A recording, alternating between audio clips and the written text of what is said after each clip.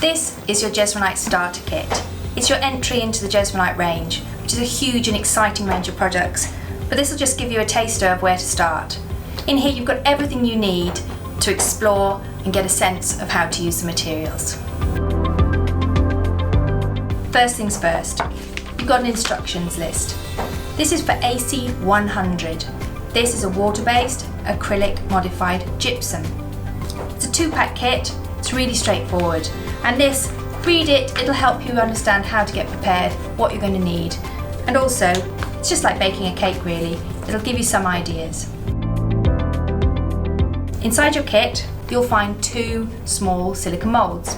You may get a square, a circle, a hexagon, whatever you've got, it'll give you something to use to play with. You can see what I've done with this kit in front of you here. This is your base powders. It's smooth, lump-free.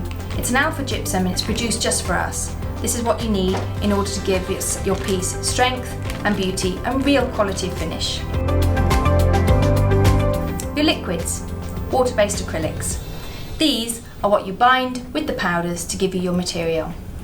It's environmentally friendly, non-toxic, there's no horrible smells or fumes, so don't drink it, but you won't need to do anything special in order to use it. You've got some small pigments in here. They look tiny, red, white, blue. These will go a very long way.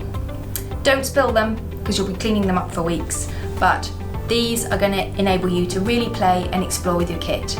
They're just some bright jolly colours, but you can blend them, use them and come up with lots of different ideas. These are just to keep you clean. Essentially, once you've added pigments, they can stain your hands, but wash your hands in the sink when you've finished, or put a pair of gloves on. You've got Lollipop Sticks.